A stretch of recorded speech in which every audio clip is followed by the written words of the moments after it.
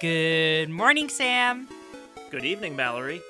Welcome back to Nobody Leaves, the podcast where we're not allowed to leave. We're trapped with each other and we have to do whatever the other person says. And it's just like this weird kind of like push and pull every week. And this week I have the power and I've chosen to use that power so that we can consume the comic Mr. Boop, which is a really good webcomic that I read the entirety of a few years ago and was like, this is amazing, and I have no one I can share it with. And now I've made Sam read the entire thing, so I'm no longer alone. Well, of course, I'm never actually alone because I am married to my beautiful wife, Lucina from Fire Emblem, but that's beside the point. Sam, what did you think of this fantastic, amazing, psychosexual kind of thrill ride throughout the ages, political cartoon satire parody comic strip? Mallory, you've trapped us in a 4-panel comic where I have to reinforce the joke told in the first panel in the 4th panel. You are married to Lucina from Fire Emblem. Anyway, and we have lots of sex. Yeah, we do have a lot Mr. of Boop. Mr. Boop is an odd duck. This is such a like I had a banger tweet one time and it became a TV show energy. It's a strong first joke with him making that stupid face. Mr. Boop, I'm talking about the self-insert maybe for Alec Robinson. Yeah, this is a weird one. How did you first stumble across Mr. Boop? Was it with the viral sensation, or did you just hear about it and read it later? I think the initial one was absolutely the viral sensation tweet. Like, I think that was just one. I feel like that hit everything. It was just so funny. It was just I've got to tell the guys at work about this. It's just such a beautiful encapsulation. It's so weird. And then I do remember, I think whenever I saw it, like, he'd released at least like 2 or 3 more panels that I like scrolled down and read. I honestly, I couldn't tell you how I like came across it. I think like it's sad I'm not on Twitter anymore, like, at all. Well, it doesn't exist anymore. I mean, yeah, I have the app and I will like go on basically if I'm linked there from somewhere else and there's something I really want to see. But yeah, like I don't go on, but like I feel like when I was on, that was one of my algorithms that I had like worked with and tweaked to like get it to show me just like weird web comics and Weird stuff internet. like that. Yeah.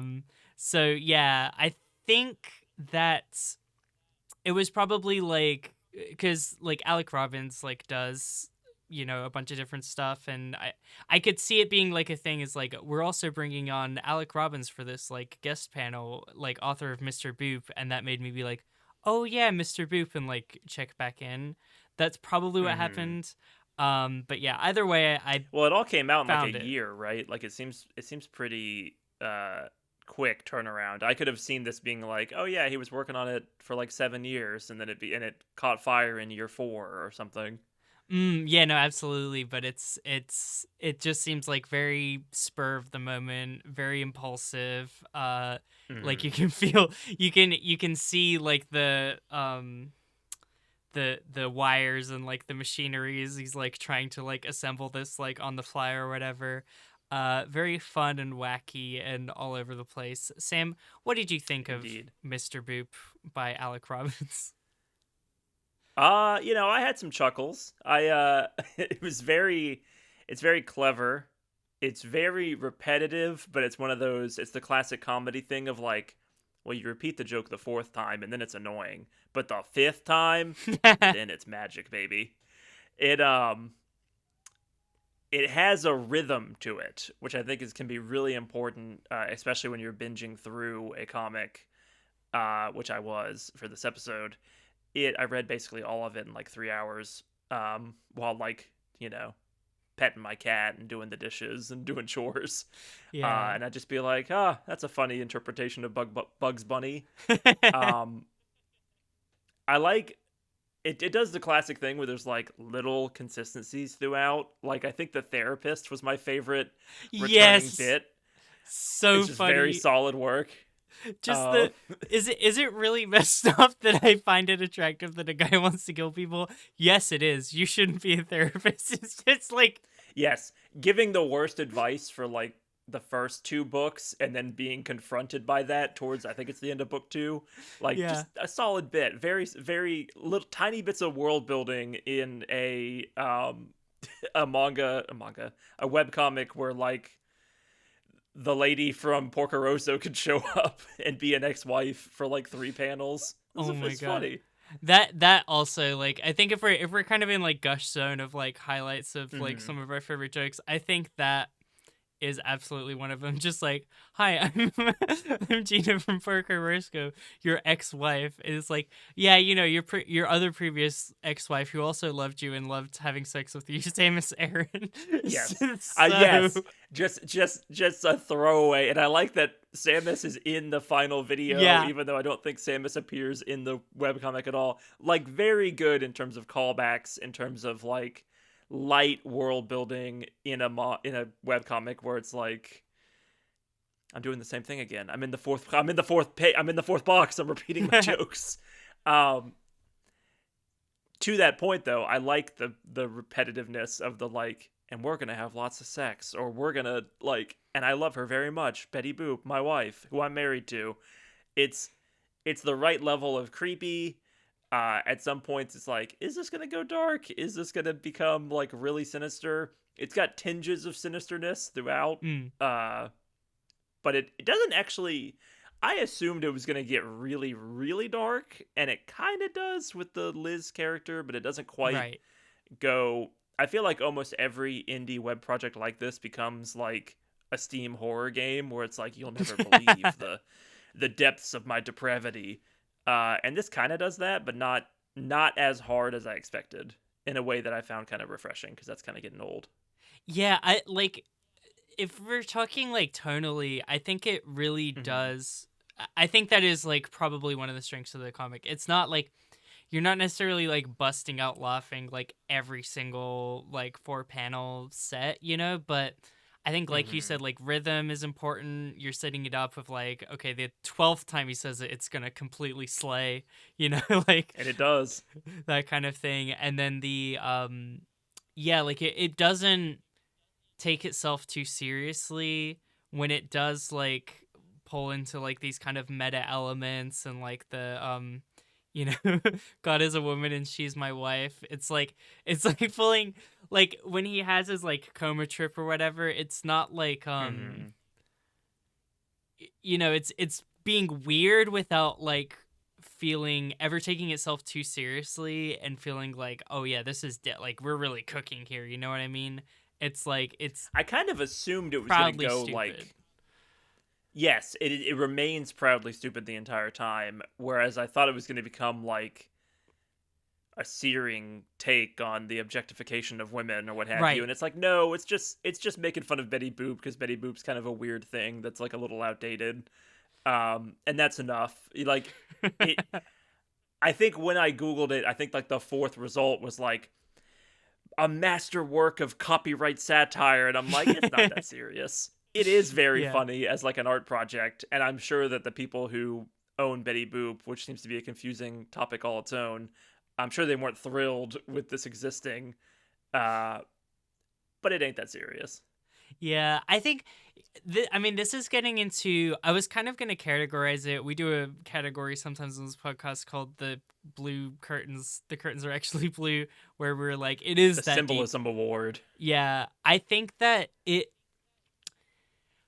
I was thinking about this and like why I like it. I think it kind of Hmm. does political satire in a way that's just so ham-fisted and direct and to the point and like not clever that it kind of loops around to really It working becomes for me. clever again. Yeah, it's like Yes. rather than like trying to I watched a video. This is okay, this is me shit talking a YouTube creator. I'm not going to say their name, but Go for it. I watched a video essay about true Did they have a crime. frog profile picture or? Yeah. I watched a video essay about true crime. If you look at the timing of this podcast release, you might be able to figure out who it is. So if you want to cancel me 10 years from now, like, figure it out. Shots fired. Um, it was so like the creator is saying exclusively things that I agree with about like policing Hmm. and like the horrors and all this kind of stuff.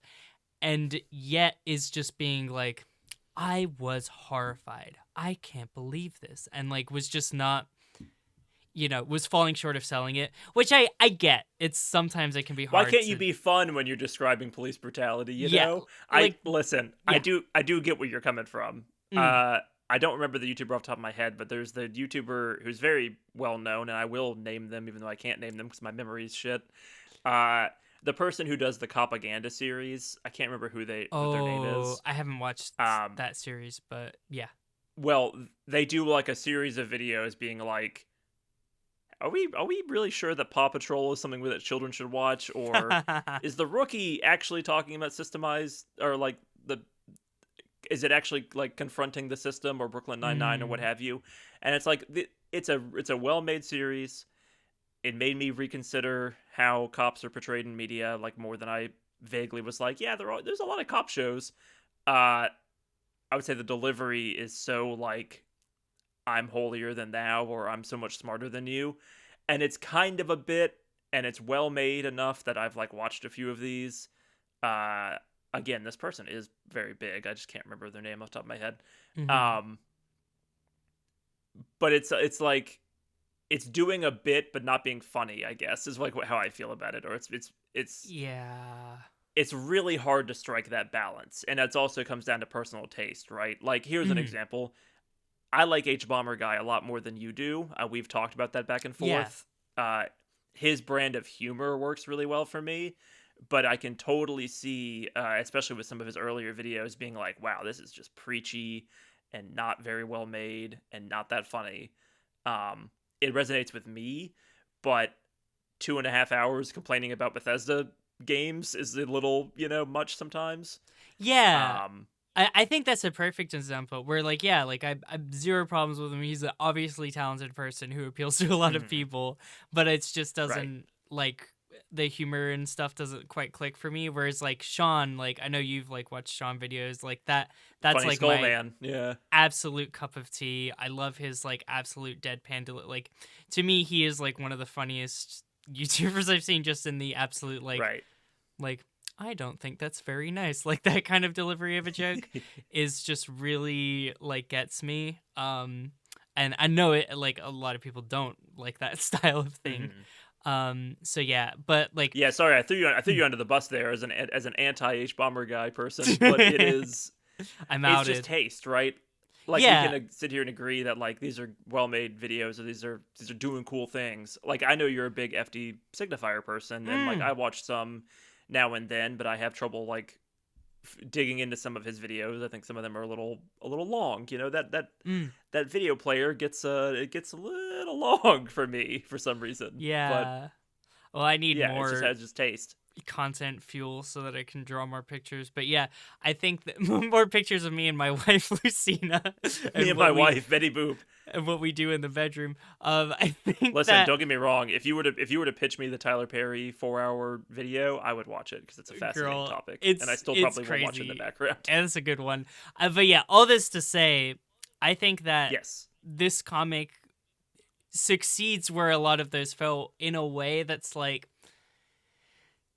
it's like I think a lot of progressive politics, it's like it's not that deep. It's Hmm. kind of just simple and obvious and like what should happen. I want people to be treated nicely, Yeah. and I want to be able to afford to live, Yeah. and I don't care about people's identity one way or the other. Like that's not that complicated. Exactly.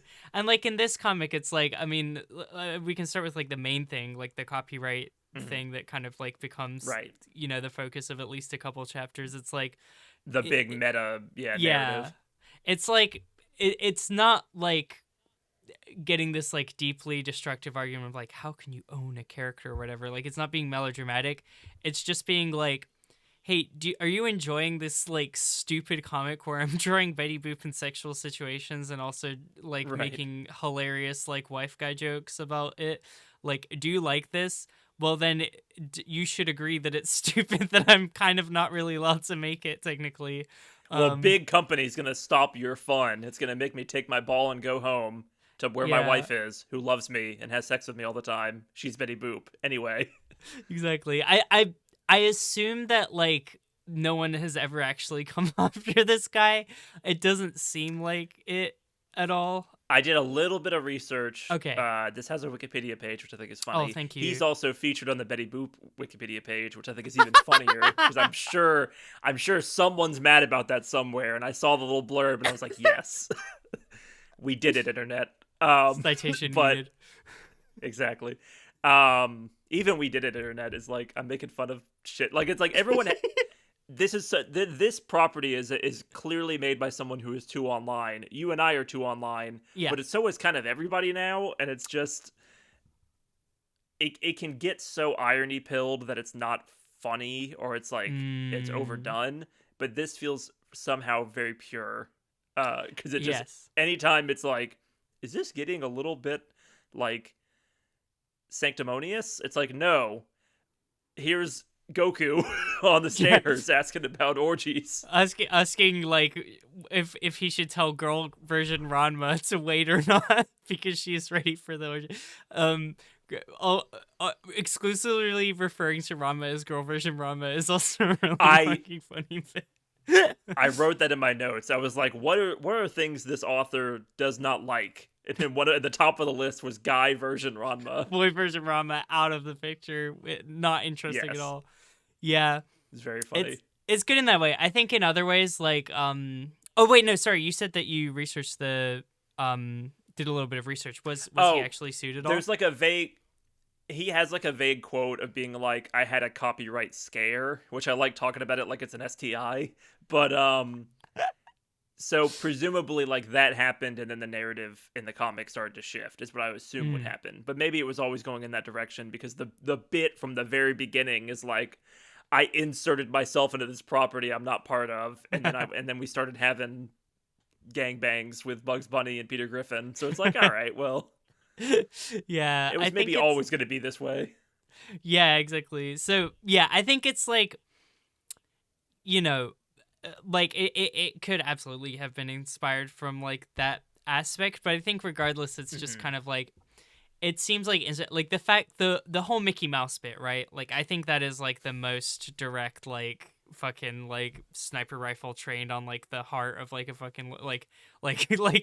It's the kill most me. issue-based comic where Mickey Mouse is holding his cock and balls in his hands. Yes.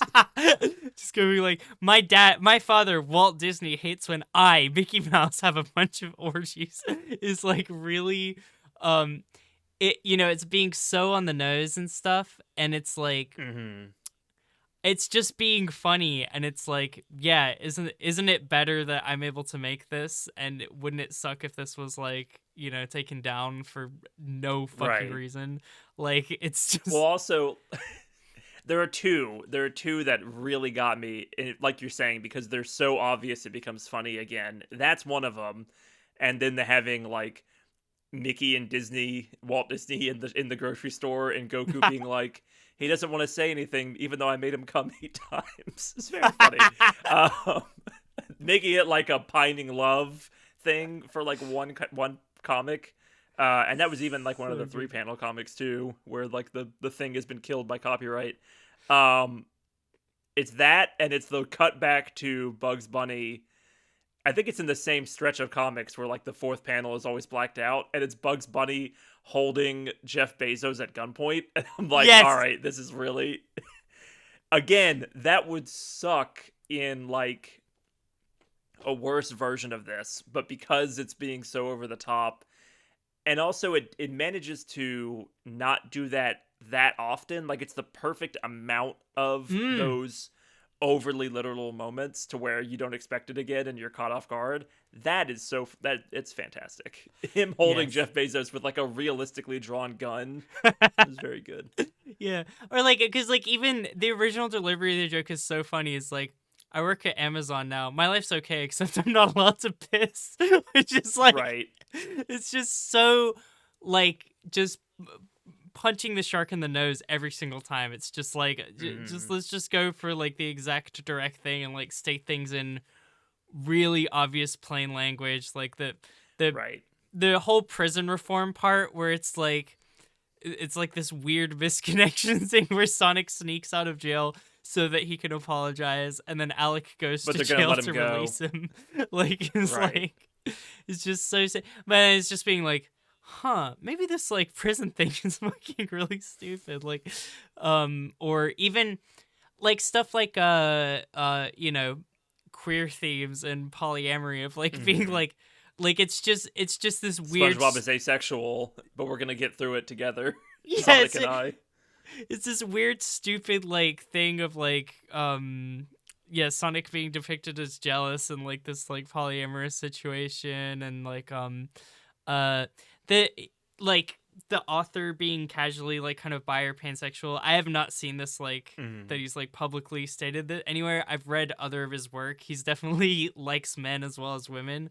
Like that's not a, you know, but it's just like it's just not a like thing where there's it's not, it's the casual dropping and it's like finally the Right. representation we needed, you know. It's like um Well, it's using 21st century LGBTQ language, but it's just using it like naturally, and so that in its own way is kind of a political statement. But again, it ain't that serious. They're talking about yes. having sex with Bugs Bunny. Like, what are we talking about here? You know, like it keeps it light, it keeps it fun. It is this is another, weeks in a row where the entire podcast is the gush zone. Like, I got no problems with this. Yeah, no, totally. It's like even down to the him playing End of Evangelion for like the finishing the Listen, comic. Yeah. I can't believe that Komosuo Todd has made it into this podcast, not through End of Ava, which is sitting behind me, but through Mr. Boop first. I would not have guessed that. No, absolutely. It's like I think it that is so perfect because it's like the most dramatic, crazy song of like, here's the end of my big meta story. Here's the grand finale, right? It needs My to feel favorite piece of grand, fiction ever, ending up in right? this stupid Betty Boop comic. Yeah, like it's like the ending of Mr. Boop needs to feel kind of grand. It needs to feel kind of meta, but it also needs to be stupid. So like here we're gonna have like the most melodramatic thing paired with like footage from the game Sonic the Hedgehog, footage of Samus, as you mentioned earlier, who doesn't actually appear in the comic. Like just making Hmm. it so fucking dumb at like every turn is like, I don't know. It's good. I like it. It's very yeah, refreshing in like a lot of in an environment where like people are really, because I'm sympathetic. We all want the fucking like status quo to change right now, and a lot of people are working very Hmm. hard to create things that are gonna like move hearts and mind. And I love this fucking dumbass comic being like, "Dum," like there you go, like this is like Right. you know, here's all your values reflected. It reflected, but also in between all of those are going to be 15 pages of having sex with Betty Boop. Like, it's it's good. It's well done. I something struck me while reading it is I feel like this might be the first or one of the first things that we have looked at by someone who feels like a contemporary of ours, like someone who feels like our age. Mm. The obsession with Sonic, the obsession with Family Guy, like these are things that like 28, 29 year olds like have. I've never been a big Sonic guy, but Sonic's inescapable in like our generation of the internet. Um and I just think that that is refreshing because I feel like we usually look at stuff that's made by people who are much older than us or at least like 10, 20 years older. And so I guess that's what growing up is that finally like the people who have the power to make stuff become like our contemporaries. In this case, anyone has the power to make this because it's just a web page. It's the people's comic. Yeah. It is the people's comic. But you get what I'm saying? Like most of the time we're reading stuff that's been officially published somewhere and Mm. like they don't give TV shows to 20-year-olds very often, or they don't give movies or animation projects or manga to people who are manga maybe a little bit less, but yeah, Mm. it's a fun feeling. Yeah, no, absolutely. I feel the same way about like what happens next, and I think that's like one of Yes, the big that's thing probably the that other example. totally, and it's like I think that's like one of the big things that like draws me to finding like weird web comics. It's like, okay, these feel like my peers, even though they're like fucking immensely talented and like have, you know, put a lot Hmm. of work into their things. It's like these feel like people of my peer level and like my generation's voices like being represented. And this voice loves his fucking life. He And loves that's his wife. awesome. It Yeah. is awesome. Well, like the medium I enjoy the most, like movies, right, are they have this problem where there's not as many movies getting made these days in terms, or at Mm. least movies getting made that release wide. I kind of made a video tangentially about this that came out this week, at Oh. least the week we're recording. Came out a few weeks ago when you're hearing this, but it, like the people who are allowed to make traditional movies that aren't like a franchise system are just getting older and older and still being the ones to take all those spots, like Right. a Ridley Scott or a Martin Scorsese or what have you.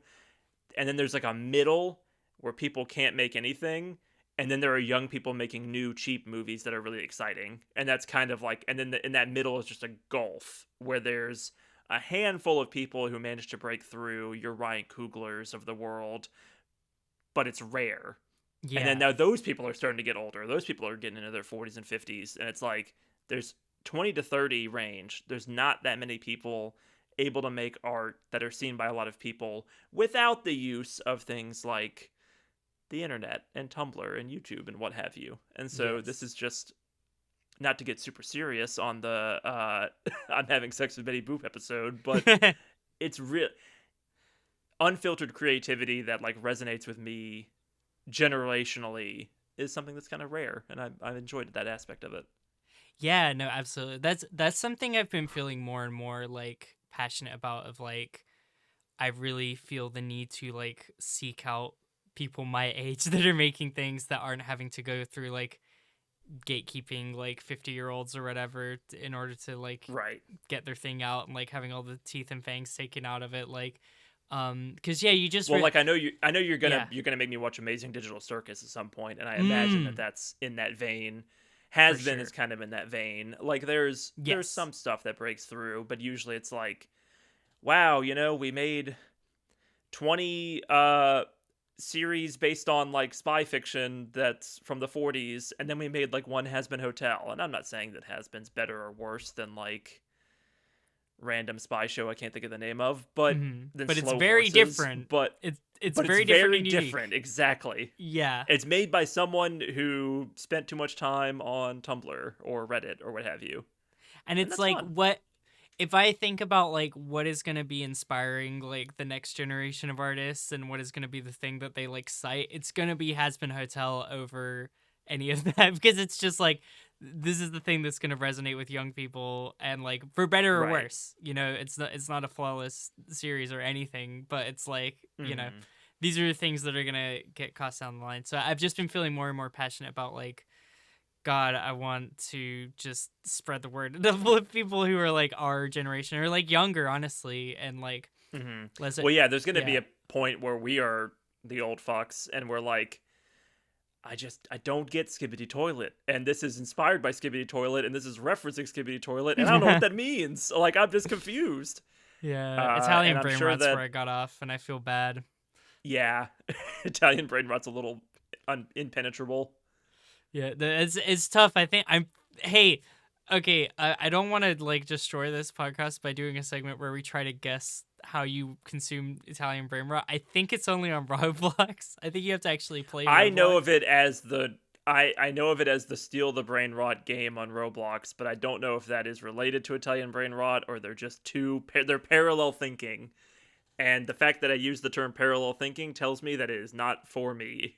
But uh I hope that I don't become the old person who like poo-poos the new generation, right? Like I'm glad mm, that it's this like Dante's Inferno levels of hell of irony is like just continuing onward, right? Because if I tried to explain Mr. Boop to like not just my parents, but like an older sibling even who's only like 5 or 6 years older, it'd be unexplainable I in can some ways, you know? I can think of coworkers who would not laugh at Mr. Booth.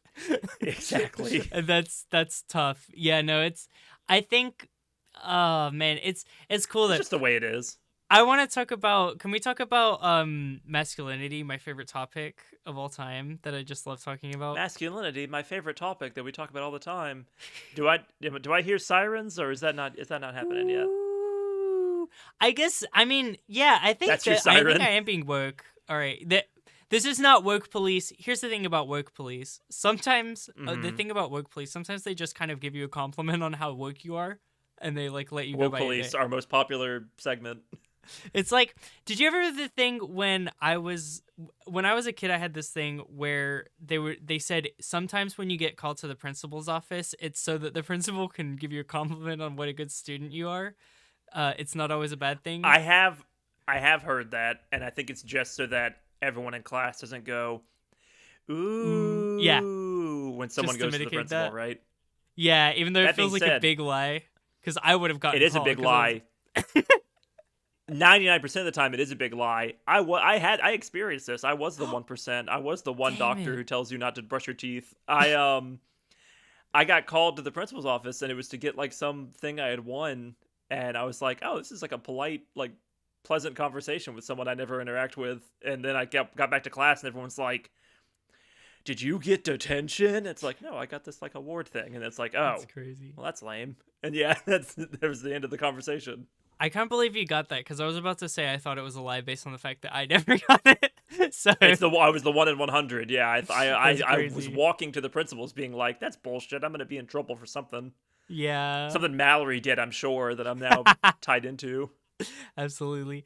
No, that's crazy. But yeah, this is what the work police does sometimes. Sometimes they call you into the work police. They're like, "Hey, outstanding job." I think that the way okay, there's kind of a thing. This is kind of a Mm. broader trend I've observed with I would say sexual stuff in general. I feel like there's Okay. been several waves of like sexual memes and jokes that have like worked to very forcefully normalize certain like sexual practices in the kind of cultural zeitgeist. Um Are you talking about polyamory, or like what are we talking about here? I don't I wouldn't I don't think that there's something I could point to directly as a meme about that. I would say the two that I've really like observed, I feel like were like eating ass and pegging. Mm-hmm. I think that Okay. I think there's a big wave of eating ass. I think that was probably like super widespread and like there's like they eat the booty like groceries. There's like all these like jokes and like all this kind of stuff about it where it's like everyone's I kind of love how serious you're taking this right now, but please continue. this is so serious to me because I care about sex, I and I understand. think that like, because what me and Lucina do in the bedroom is beautiful, and I want the That's world my to wife. accept it, and I think that. I think that and I want to be able to tell the guys at work about this without feeling shame. And I think that like this wave of like those jokes, they really started out of like, this is an embarrassing, shameful thing to do is like eat ass. This is a disgusting Mm-hmm. thing to do. Like it would be like my face after eating ass and like a guy is like covered in food or something like that. And it's like, Right. it's like leaning into like how this is stigmatized and like shamed or whatever. And by the end of Right. that meme, people are like really open about it. And like now I feel like just like all the time you hear like rappers talking about like, yeah, so and so was eating my ass, I was eating someone's ass. Like it's just like Mm. I don't know, it's just normal I know. I know what you mean. I think it's a good comedians. example. And then what? Yes, it becomes like normalized, and then it circles back. Circles back is going to be the phrase of the episode here. But then it circles back to being funny because like sex in general is a funny thing. Like Right. humans being controlled by their lower halves, mentally is ripe for humor. Right. While at the same time being something that we have too many hangups about. No, definitely. And like I feel like I saw a trend of that with pegging. I don't know if it ever got Hmm. as widespread, but I feel like I did see a similar wave of like humor about it and like I would agree with you. I think people just yeah. know what pegging is more often, and I hate to give flowers to Deadpool, which is like the example of like Yeah. comedy that's made by people 10 years older than us, who I think is just not very funny. But that joke in like the first Deadpool, where it's like a mainstream movie, but we're seeing Ryan Reynolds get pegged, is it did something for the culture a little bit, you know. I gotta give credit where credit's due. Yeah, no, absolutely. And it's like this like micro level of like you know, there's the queer movement of like, you know, like I formerly politically am a trans woman and I'm a lesbian, like, and it's like you know, you come out, it's so boring. And then it's there's like weird minor kinks being just like, you know, just people like letting them be more normalized. I feel like humor is such an effective vehicle for that. um Mm-hmm. and I think this comic is like swimming and stuff like that. I think that like the creator being so like leaning into so many different things at once, like leaning into the fact that he's like Mm-hmm. short and he's a short king, and like leaning into the fact that he's like it's a pretty early panel where it's like they they pop out a sex and he's like dressed as like a Sailor Moon character, and like she's Oh wearing my like god. all leather. It's like, you know. That was a good bit where it's just like just cut back. It has the energy of like a Family Guy cutaway, but just in comic form, which I think is appropriate. Yeah, no, absolutely, and it's still being like very funny. Like it's like I feel like the Hmm. leather outfit specifically is like really making fun of Betty Boop's strange cartoon anatomy, Yes, like I think so.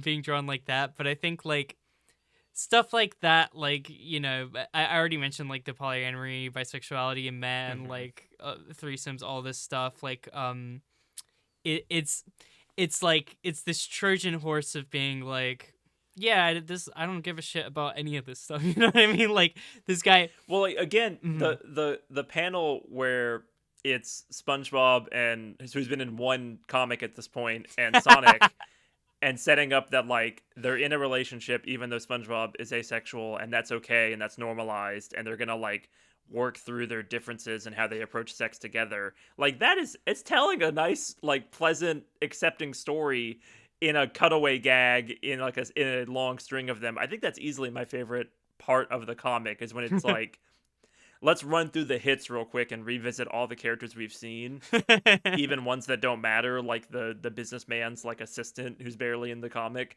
It's just it's a strong segment of the comic, but also that little story is very sweet. You know, like asexuality is not something that's that's shows up in that many pieces of media, and I like it more than a character reading an asexual book for 2 seasons and being sad and not really talking about it. You know, not to not to mention anything we've covered in the podcast in particular, but I think that in some I'm ways I gonna. like SpongeBob more.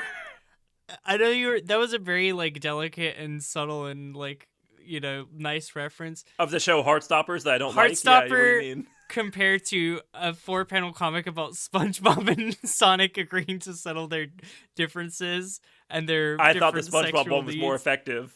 Yeah, I 100% agree, and I think it's like I think it works because like a lot of the times the only joke in this comic is that the facts of what is happening are being reported in this way of like I am just aggressively telling you, like this is what Every single happens. thing is matter of fact at all times, and the Mm. fact that like even the fact that like every thought bubble is repeating something that's already been said out loud, like it's everyone is like one track mind, and there is no internal conflict. Like I thought it would get way more meta, or not Yeah. meta. I thought it would get way more like dramatic with Mr. Boop. Like I thought that he and Betty would not be on the same page the entire comic, and they're on the same page the entire comic, and that's the Yeah. joke, is that it never, every time you think it's going to zig, it zags. Every time you think it's going to go down the traditional like what I expected from seeing the first few panels is like, okay, eventually he's going to become like stalkerish or possessive, and that's going to be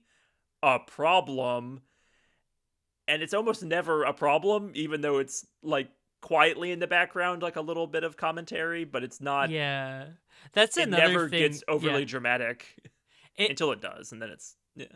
Yeah, but it's like there's the first kind of conflict in like book 1 or whatever is like the Bugs Hmm. Bunny like is saying I'm going to kill you. Haha, you're so funny, Bugs. I'm going to Right. murder you with a gun. That's hilarious. And then like it's like this whole thing of like he told Betty Boop, and then it's like, oh, is he gonna feel betrayed that like Betty didn't like let him know about like Bugs trying to kill him, and then afterwards she like tells him and he goes, oh, okay. It just doesn't Man, care. my wife is so pretty. Yeah, like Yeah. it the absolute refusal to go down these like normal like storytelling drama routes is it's It's something to like a be admired. refusal to have drama because there's really like Yes. the like the conflict of like Betty Boop's father is getting in the way in their marriage is just like the entire you could just like swap so many panels around it, like because there's so many panels are just them going like, oh no, I am sad that I have to divorce my wife Betty Boop, I don't want to divorce her. And then it's like next panel says the exact same thing in like slightly different words, and then like they Mm. get divorced and then they just get remarried anyway. It doesn't fucking matter. Yeah, within like 3 panels is great. Yeah, It it's like if I had to be a negative Nancy here for a mm, second, I think the one part that didn't work as well for me, I like it from like a creepiness factor, but mm. the real world Liz then becoming Betty Boop because of the author like not being able to let go of the Betty Boop the Mr. Boop comic, I guess is what it's trying to like Yeah. say. And I know all of this is still fiction even though it's being presented as like a meta narrative. Right. I would say that it gets a little thin compared to the rest of it because it's just not, it's absurd in a different way, and it is fun to break up the formula, but I definitely prefer the like wackiness of the cartoon world to the like the more hyper, I would hyper realistic is a stretch, but like the drawn slightly differently version in book 4. Yeah, no, it definitely like there are funny parts and jokes still to that one, but I definitely do think it Mhm. runs the thinnest. To me it's like I think it's kind of struggling to walk this line of like, it's depicting it keeps going back and forth of like depicting like letting her like have her real voice and be like let me go, like get me Right. out of this. And and then him like overriding her speech and making her say whatever he wants in a way that like Mhm. I think the control feels inconsistent, and it's kind of like you don't really understand why it like goes back and forth and what like if he has absolute I control don't of the comic, that I guess that's kind of mhm. my hang up him on it. It's like I it's don't if I don't yeah. mind the plot mechanic of it. I just feel like nothing is really ever done with it. Like the Liz character kind of just disappears and then Mm, it's just there in the finale video. yeah. But like it introduces that as an idea and then never after she makes the transformation it never like circles back, and it doesn't, it felt like it needed a punchline beyond the punchline being we're back to doing what we were doing before, which is funny because it's like, oh, I found a copyright loophole where I made a new character named Liz who Yeah. then wants to be referred to as Betty because Liz and Betty are both Elizabeth, and like that is as a concept funny to be like, I was told to stop making a Betty Boop comic, so I introduced a new character named Betty Bop. Like that, Right. it's a good bit, but it doesn't like, it just doesn't land as well. It doesn't hit you in like it doesn't have a good punchline, I think. Yeah, no, I mean, like that's definitely also yeah. I think it's like because it's straddling those two things. That on its own is very good. I think it's like Hmm. for me, I kind of wanted it to. I wanted like her to break up with him, or like put him in situation, or like her to like because he depicts like the him getting sued by Betty Boop as like, oh, Betty Boop's dad won't let us marry or whatever, right? Right. I kind of like the idea of like this fictional like uh character Liz being treated as like a real person, and like coming in Hmm. and being like you know um like putting him in situation like filing a restraining order or trying to take the comic down from another angle because like I don't like that you're depicting me a real person in this like manipulative way, Right. and then him having to, because he has full control over the comic, him having to like explain why he had to move out of his house or something like within the world of his comic, and like justify like different weird shit that's happening. I don't know. I think is like, It felt like it was going that way, and then it just kind of ends, which is yeah, fine. which And I yeah, still got a really strong laugh out of one of the final jokes, which is the letter he hands to the big businessman, which is like, "I'll never do anything that a big company doesn't want ever again." And I'm like, that's pretty good. That's very silly. yeah, no, it's really funny. Also, just addressing like the letter to the CEO of a company is like to Betty Boop's dad. It's I just, saved it. Let me tell you the exact text here. It is, yeah. I am so sorry I pretended to marry Betty Boop and have so much sex with her and other cartoons like Bugs Bunny and Gina from Porco Rosso. I promise now to I promise to now always respect big companies from here on out. I'm also sorry everyone associates Betty Boop with me now. Love, Alec. It's a good dig. It's just funny.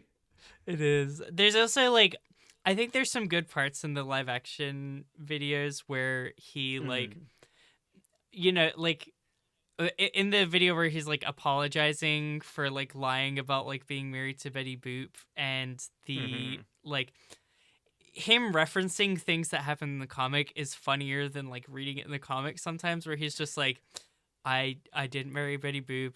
I wasn't shot by Sonic the Hedgehog. It's like so funny. Like, That's probably the strongest part in that live action, other than the Tim Robinson cameo. yeah, no, absolutely. That's really good. Did you watch like We Forgive You, Mr. Boop? I did. I think it's the only problem I have with that is it's so 2020 2021 coded. Like it's, Mm, do you remember like COVID, right? Like you were already living internationally at that time, were you not? yeah. You were, right? Yeah. In America, every single commercial was like suddenly people talking through iPhones and vertical video, and it was really cringy. And it was It's been really a hard like, year. we're having a hard year and we're all living from home right now and we're all sick of it, but man, you should really buy more Domino's pizza or something. Like it just had like an immediate air of like corporatization that was just as in a weird 2 year period where no one could buy anything and no one could go outside. So every company was like flailing around and making asses of themselves. It had the same energy as that like Gal Gadot, we're all gonna sing Imagine as celebrities because we're really suffering too because we can't make Wonder Woman. And that's fine. It's just dated. It feels a little dated to me now. But also, Yeah. maybe I have some hangups over COVID that I think everyone probably does. That's fair. I mean, like, I think I still find that kind of like COVID humor funny, of like of just I like, mean, it's parodying it's something been I don't tough, like, which means I should like it, right? right? But it's just But it's like I it's don't like it so, so much. I feel sometimes something is a parody is so on the nose that you just end up getting as annoyed as you would if you're watching the actual thing, because it's just exactly the same. Exactly. I understand that Exactly. feeling.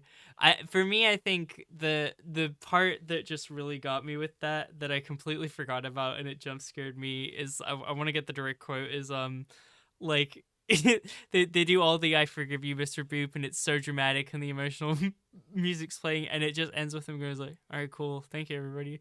It's like he like doesn't fucking give a shit. Like, and it feels like that part feels like this like celebrity cancellation type of parody where he's like, "Oh, sweet." Right. Like, It doesn't overstay its welcome, right? Like I'm glad that like mm, the entire book 4 is not him being canceled, or the entire book 4 is not the him and Liz stuff. Like even the parts that I don't resonate with as much, like they don't, they're around for, maybe a segment of a book, and then or a chapter, I guess, and then it's on to something new. It's on to something new and silly. And Bugs Bunny is yeah. going to kill Jeff Bezos with a gun in real life Oh, for not letting oh, him pee. hey, directed by Takeshi Koike panels. The the panel where he holds the wooden sign, and it's like, oh my god, I wish I could. Yes, they do it twice. One of them's when they're having sex, and it's like, I'm close is one of them, and the other one, Yes. I think I tried to save the ones that like I laughed out loud at, and I think I saved the other one. I did. Thank God. It's when he's in the coma dream, and Peter Griffin and Bugs Bunny are his roommates and are really worried about him, and Sonic, who's now a doctor, is telling them that he is having like a psychological break and he needs extreme psychiatric care. And it's just Bugs Bunny going, well, that ain't great, with a sign. Yeah. Cinema. It's so good. It's good because like they're so detached from like their actual fictional counterparts. Like they're just Right. it is completely random that it's Bugs Bunny and Sonic and Peter Griffin. Like there's not like if you replace that Going through with a serious decision, like a medical drama for one panel. exactly, like you could replace that with like Homer Simpson and Daffy Duck and it would make zero difference to like the writing. But like when it randomly like pulls in a reference of like something Bugs Bunny would actually do, it's so good. It really hits. It is. They do it with Peter too, where there's like one panel where he just goes, noise. And you're like, oh, okay, Peter. You hear Seth MacFarlane's voice, whereas like he's been absent for most of the comic. Absolutely, it's good. I was looking at panels I have saved because I think we're like winding down a little here. I think now we're just in the tell each other jokes that we laughed at. Yeah, I'm fine retell with that jokes. segment. Here's the panel. Alec, you've got the perfect life from Sonic. I know. Sorry, yours isn't as good, Sonic. It's okay. I'm fine with having a bad life. Walt Disney really hates it when I, Mickey Mouse, participate in orgies. Phenomenal work. A plus work. One more thing I wanted to like reference in the discussion, and then we can discuss whether they should have put pirates in it. Is I think that the like kind of like BPD coded like if my wife leaves me I'm gonna kill myself like type of jokes I think are also really really funny because it's never solved. It's not a character. It's never flaw solved. That's what's great about narrative. it. Yeah, it's never exactly. It's just like a background constant of like this guy has like a really unhealthy attachment issues and it like is seemingly implied to be like that's the reason that he's like latched onto this fictional character that can't leave him, right? And it's never brought up confronted. so early. I thought I would have given you $1 million to be like, oh, that's where the comic's going and it's going to get very dark and meta and this and that, and it does get kind of dark and it does get kind of meta, but it never goes full like deviant art writing. I don't know what to call it. Like it never goes full fan fiction. It becomes its own thing, and it surpasses what have become like tropes on internet content, right? Like it doesn't feel like a YouTube sketch, and I mean that as a complimentary, you know? Like that's how I feel about it. Yeah, no, it's cleverly written. I think it helps it so much as well. Like if we're trying to like why it works so well, I think it's like by being from such a like thinly veiled, like not veiled at all, like transparently kind of like bad, mentally unwell, evil perspective. It just can do anything. Like the sky's the limit. Exactly. Because it's just it's mean spirited, but it doesn't matter. Yeah, and like the person who comes off looking like the biggest idiot is him because he's making fun of himself. So it's like you never feel like, oh god. But then it's like the writing is so self-aware that you also aren't reading it being like, oh, this guy actually has like a weird issue or fixation on Betty Boop, right? It's like no, it's clearly all for fun. And also it's like, why would you worry about me using this comic? Isn't the bigger problem that Amazon's not letting Bugs Bunny pee? Like it's just it's true though. It's like, why? Who gives a shit about this? We should all be, I saw it. This is an unrelated conversation, I promise. I saw a pretty good fan art yesterday of Ditto in the shape of a guillotine, and I thought that was I thought that was inspired. That's just throwing that out there. Anyway, I don't know why I felt like the need to bring that up. Mr. Boop, I think I'm ready to rate it. I know this is gonna be kind of a shorter episode, but I want to keep the energy, right? I like it because I want to go have sex with my wife, who is Betty Boop. She's in the next room. Don't Sam, worry about here's the thing. it. Before you rate it, I've been Uh-huh. extremely public that my wife has seen it, and I think that you Here's need to okay. come clean and confess who your wife is right now. Here I tried to think of that joke earlier, Uh-huh. and the problem is I read a lot of manga and anime, and they never age the characters appropriately. So I've been like racking my brain. I'm like, well, that character is drawn like a 25-year-old, but they're not. Can Um, I can what's I up? give you a pass where it's like, okay, I'm a high schooler I don't version of want. I me, don't and want the then we pass. age up together, and it's an age up version of them. You know what I mean? I kind of I'm have not. that I with don't. like I'm not going there. I don't Okay, want the pass. well there you go. What do Okay, you have that with who? You can I, hang yourself. Tell me. I'll hang myself. I was the same age as May from Pokemon when I was a child, so in my mind, it's Sure. like she's my age, so now she would be an adult. Okay, I'm not looking at like fucking child May and being like, oh yeah, you know what I mean? But it's like, but in Right. my mind, it's like, no, we're the same It's age. Child May and Child Mallory. I understand. Listen, Exactly. I watched Evangelion at 14. I'm gonna leave that statement there. Uh, We got the only hey, one I could folks, we got him. the joke I thought that would work is, and I don't, whatever, is Hornet from Silk Song, because Hornet from Silk Song is like a 1,000-year-old dragon, like she is. And people started making really funny art. Like people make like sexy Hornet art, and that's a funny joke. Like it's done ironically, and it became a trend when Silk Song came out. And I'm sure it's not ironic for some people, but I think that is if viewed ironically, is a very funny bit. And Yeah, I'm just gonna say that. And there that's you good. go. So I'm not having sex with a teenager. I'm having sex with a bug. Anyway, um, Mr. Boop, right? How would I rank it? This has I been just a wanted very you to. interesting episode. I showed a lot of skin like right out the gate, and I think and like when you didn't follow me, I was kind of like, all right, like I cowered it out. All right, Mallory. It took me an hour to work my way up to being like, I want to have sex with that bug. Anyway, but don't worry, I'll redeem myself when I make this the short. Anyway, um, Mr. Boop, right? Uh, I would it be insane for me to give this like my second S? Is that an insane thing to do? that would be the least insane thing that you've ever said on this podcast. That would let me know that you're lucid here with me in this moment. It's a Is it fun my? I was trying to comic, remember. man. I gave an S last season. I haven't given one this year. I don't think. None of this matters. Skong Watch. It's going in. It's going in the Hornet bug. I want to have sex with tier. Mr. Boop is fantastic. Yeah, it's great. It does exactly what it set out to do. It's not flawless, but who cares? It's funny, you know. Yeah, it's nothing like it. It is exactly what it is and what it wants to be. Never overstays its welcome, and is Hmm. never saccharine. And it's this kid's got his finger on the pulse. Um, I yeah, agree. I like it.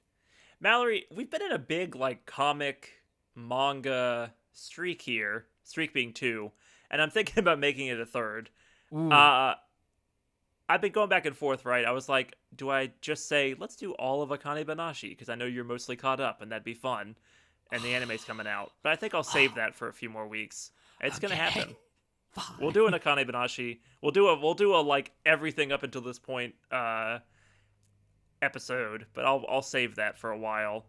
But I still want to do manga because manga is fun and I love it. And this is kind of a manga, you know. Ranma's in it, only the girl version. Um, I've been saving this for a while. Yokohama Kadashi Kiko, right? It's really good. It's episodic, much like Mr. Boop, and you don't know what that is, do you? I do because I watched your video on it, so I'm actually very excited. Aw, I had took a my moment to friend. remember.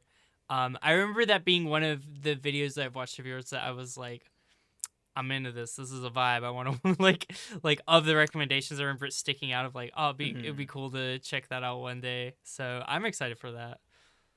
It's quietly become one of my favorite manga. I think I did call it my favorite manga in like a video I was a part of. And that's true. It's very, very good. It's very different, different in tone to what we just went through, but It is fantastic. I did zero research. I'm literally like looking at the shelf behind me and being like, what do I do this week? Let's just say the first 50 chapters. I think that's reasonable. It goes pretty fast. It's a lot of like landscapes. It's very dialogue limited. I think 50 chapters would probably be a good spot. Does that sound good with you? I'm down. I'm ready. I'm ready to read. This is a negotiation. Every week, one of us can be like, "No, I'm not going to do that. Make it shorter." We actually have zero power, and Sam's putting words in my mouth, just like how Alec Boop put words in Betty Boop's mouth. I just realized I don't know what Betty Lucina's... Boop. I don't That's know my if wife. Lucina from Fire Emblem even has like a last name. I don't know either. Because that would be because that would be my last name. Because quote, I am a gentleman and a progressive. Which is really good.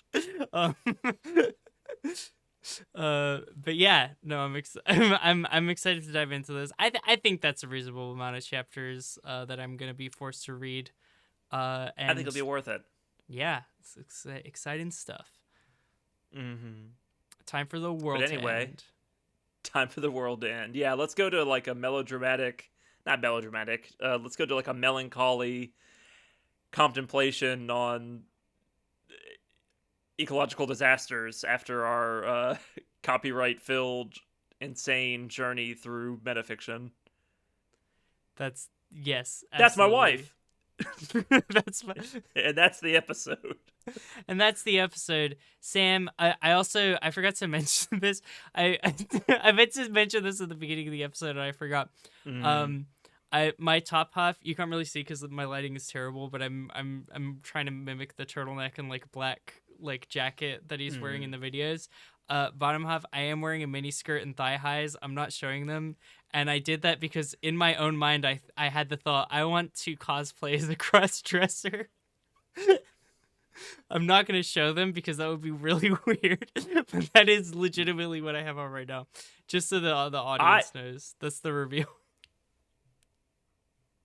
I cannot believe you snuck this into the episode. Like, the view retention would be so much stronger if you mentioned it in the beginning. Yeah, like if I promised like right at the front of the episode, like that I was like, Exactly. by the way, I'm gonna reveal what I'm wearing and be like really, really fucking sensual.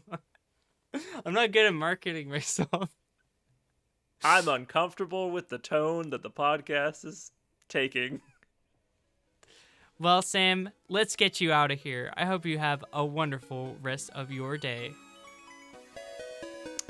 Have a good evening, Mallory.